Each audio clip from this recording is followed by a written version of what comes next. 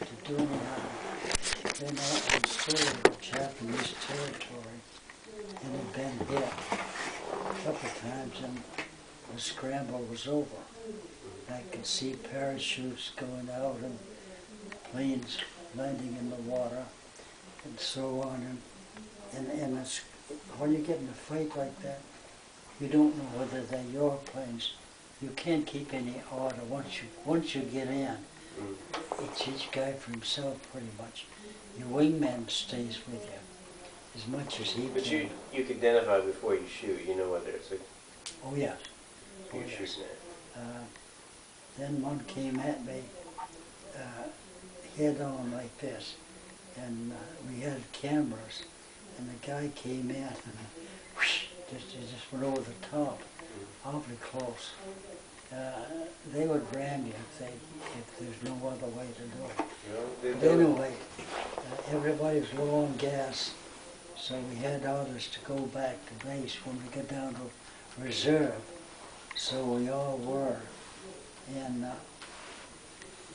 we had a code word, Kanbala, meaning head for home. So each guy was almost on his own going back. So I was quite low, and one guy was being shot at. So I had a 90-degree deflection shot, which is pretty tough. You're lucky. And this guy was being hit. He was yelling help. So I came in down 90-degree deflection. When this guy saw the tracers coming at him, he got out of the way. So then I caught fire. All at once, these three behind me, my cockpit filled with smoke, and I was still over the Japanese airdromes, strips. And so when these guys saw the flame go way past the tail of my airplane, they figured we got him. So they turned away. That saved me, because I got up to bail out, tucked my canteen of water under my Mae West, threw the canopy back and stood up. And just the minute I did, the goggles were up. You never kept them down. And they were banging me on top of the head. So I sat down and pulled them down. The smoke was gone. It was very heavy before in the flame. Were you in a dive? No, I was straight level. And then I realized the exhaust is down here, and the venturi of the action of the hole through the wing, it drew the flame up, and it was a tire. You know how fiercely rubber will burn. So once the tire burned off, the fire went out. I could still see specks of sparks coming out, but at least it wasn't. I couldn't stay in this cockpit before because of the smoke. So I got up to get out, and then I said, well, heck, I'll ride this as far as it'll take me. So I did, but I didn't get all the way home. I got very low on gas, and they were building a new strip closer to the Japanese and our home strip. So I fastened myself in firmly, very low on gas, closed the canopy, and said I'll just cut the switch. And I didn't want to land on the runway because there may be someone else wanting to get in. If I blocked the runway, that would have. So I went in on the side. It was hard coral. Very good. So I cut the switch and went in gear up. So if you put your gear down and one wheel is damaged like it was, it'll cartwheel with you. Yeah, so you usually go in belly in. So I cut the switch. So that means you better make it good because you can't go around. So I did. The best landing I ever made. Went, and then it's of course four-bladed prop. And one prop went down like this in front of me, like a skid. And I skidded right along off the side of the runway. So all at once this Jeep came whipping down, and it was my boss, the old man, Hervey Commander. He says, "Damn, Herb, that's a good landing. You all right?" And then he looked at the airplane, he said, "This looks like it'd be good for the scrap heap." So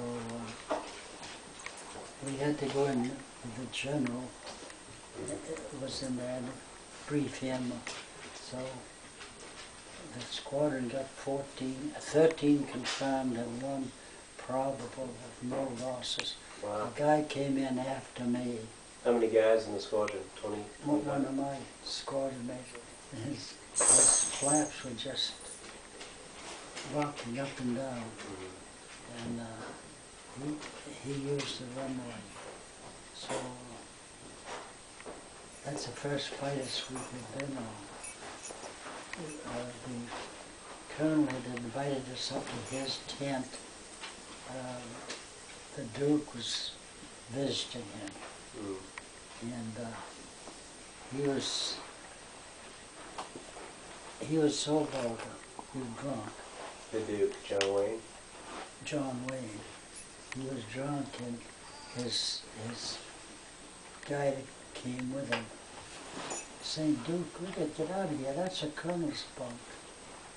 F the colonel." Now this type of thing. And there were some nurses there at this group. So our boss got the squadron commanders, me being one of them, and he was saying what each one of them was good, what they were best at. So we told John he was good at escort, we told the other one he was good at this. So I thought, well, that's nice, why does that leave me? So he said, "And Herb, when I want things done the way I want them, I call on you." So I look pretty sore about not getting good missions, no fighter sweeps. So I said, "Well, Colonel, if you mean my squadron is the best at patrolling over duck butt, you ought to be good, because that's all you give us. You've never given us a fight sweep." He got red in the face. He didn't like it. But it was just the 4 of us there, so I didn't mind. You said that in front of John Wayne? He said, "Okay," he said, "I'll give you the next fighter sweep that comes up."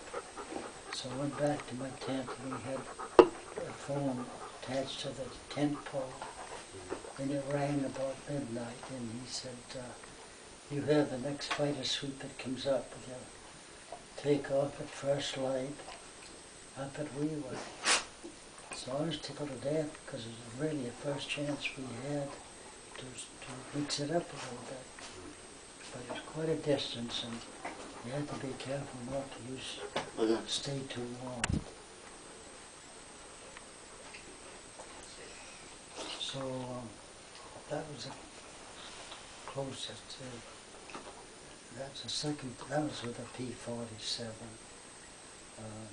But it had always brought me home before that. But when you're over enemy airfields and you're looking around, you're not looking at your instruments, and you run a tank dry, and that prop slows down, that'll give you a start.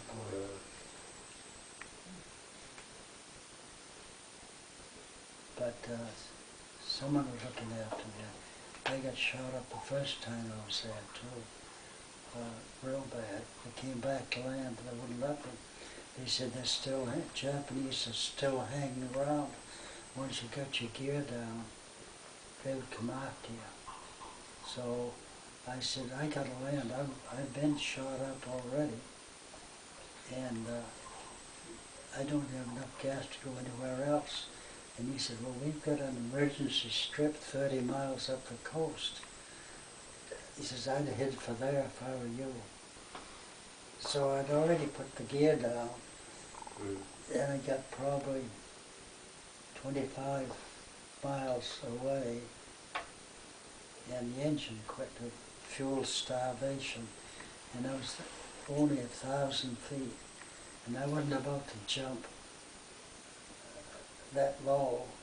If you in the jungle, and you can think you can do it, you better land it because you got some protection. Someone can see your plane and come rescue you. So there was a mud flat, and I went in there, the gear down, and of course, so hot, so near the equator, until my speed dropped down enough so that the weight of the airplane, the nose wheel, broke through the crust on top and kicked up like this. And I cracked my head on the windshield, bleeding profusely.